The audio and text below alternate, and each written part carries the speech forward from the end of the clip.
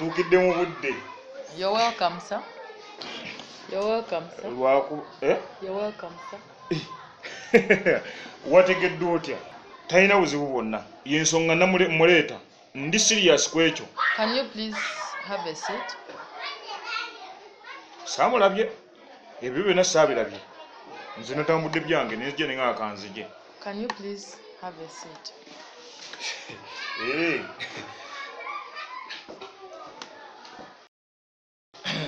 How is that place? Eh? How is that place? Talina buzibu. Kati nate olaba kumpi abeera okumpi si wala nnyo. Ali wati pesi kugamba. Pesi abeera waawo talina buzibu. Talina wadde omutawaana. Otenza okutegera ebintu byewaffe. Mulungi muzibu womutegerera nti gyali. Naye okedde olabye kolaba abantu nga tebannakula. Otegedde otya nti abeera kumpi neighbor waffe. Oyo pesi abeera ntubeera naye wali. Talina buzibu bwonna. Talina buzibu. Okay. We are going to be passing through the requirements. Paasi agolola. Paasi tugirina mpya kawerette. Oli omwana agolola. Lwakuba nze ngize bugize naye nga oli ye ebyokugola talina buzibu bwonna. Okay. Now I'm going to be passing through with you throughout the requirements we need in order for you to bring your daughter to this school. Okuloota?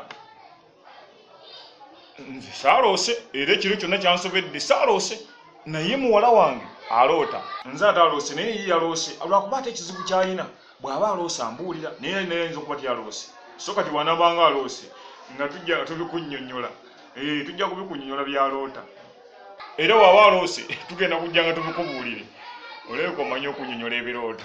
Okay. So the first requirement will be we shall be needing a manila paper. Oyogedde ku nsonga y'okumanyiira. Kituufu tulina neighbor waffe awo omukazi amanyiira alinga ng'ettabu. Nikyo takoze n'akumanyiira nikyo takoze n'akumanyiira. Kati kitegeeza bw'anaatumanyiiranga nga tumukuleetera. Naye oli omukazi amanyiira. Kati nga bw'ogambye ku by'okumanyiira oli omukazi amanyiira era bw'anaatandika okumumanyiira kunvuma kola kye nga mukuleetera nja mukuleetera. Naye ebintu byewako bitegeera otya? Kati kye ngenda okukola ngenda muwalamu akamanyiiro. Anti ogambye nti okumanyiira tokwetaaga wano. Ojja kubangulira. Okay. We shall need some toilet papers. We shall be needing some toilet papers. Kati ngenda gisitula njanjire twakagisima. Toilet twakagisima mpya. Futi 28. Yesimya 28. Yesimya 28 okukka wansi. Toilet twakagisima mpya. Futi 28. Omwana yagisimye nnungi nzibu. Tenaba kujjulako wadde wabula wanabanga agira bwolaba nga akunyigiriza nga tumuleeta nga nze kusawa musanvu munona ngaddeyo nga yeyamba eri nga mukomyawo. Tujja kusala amagezi tusalira wamu. Okay. We shall also need 2 kilograms of rice. Musomesa nga yakatuuka kubanga wanaaba atuuse era buli limu ajja kubanga mugamba nti bino bye byetaagisa kusomera okulaba oti ne bw'oti okitegeera talina buzibu bwonna.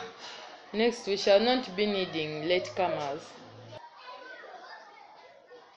Naye kati okukama ente tugenda zijjawa nze saakula nga ndi mulaalo ogamba okukama ente okukama naye ajja bisobola mumuyigiriza ajja bikola. Mr. Parent, this is the list of your requirements. Kaya munte. Takyazirunda. Kaya yavadda mu by'okulunda ente. Kubanga tisinga Kaya akyalunda ente kibadde kintu kibi nnyo ne kati yabivaamu takyabikola. Naye enkya kati nja kumukeeza. Naye nga bw'onnyodde buli kimu nti oyagala akolebwa kino bwe kiti era byonna agenda kubikola. Thank you for coming. We shall be waiting for your arrival.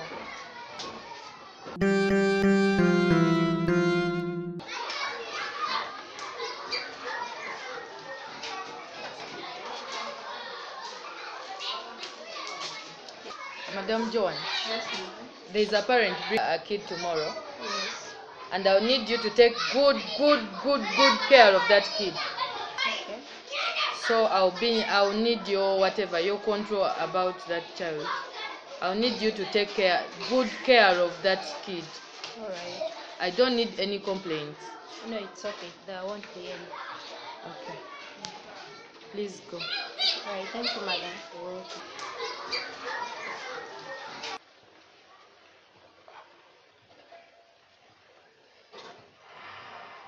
Zubeda. Zubeda. Andi tata. Jangu.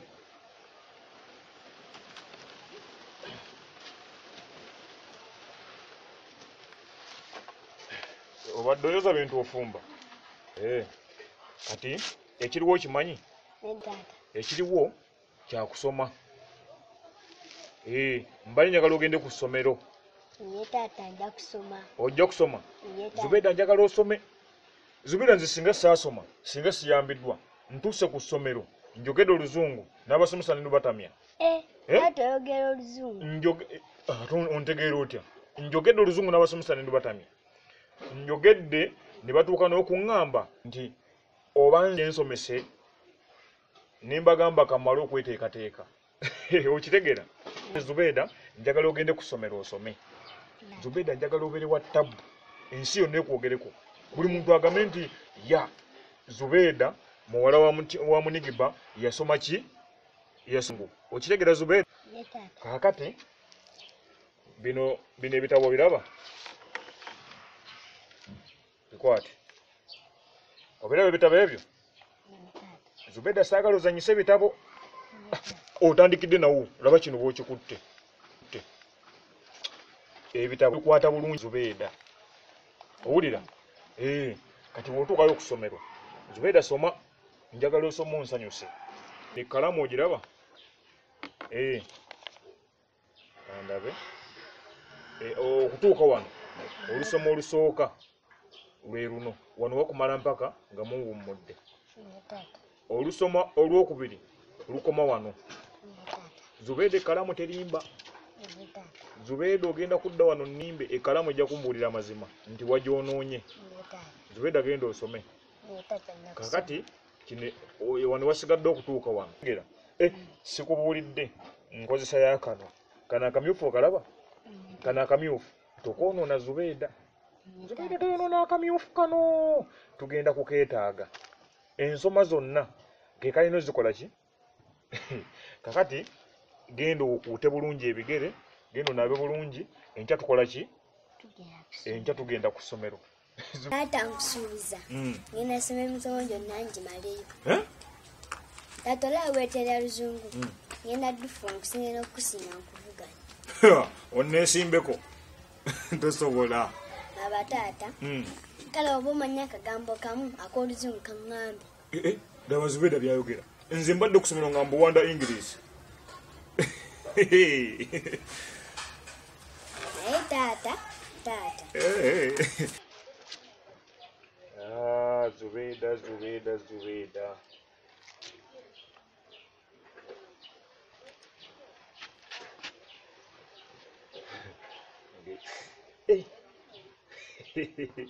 Okusoma.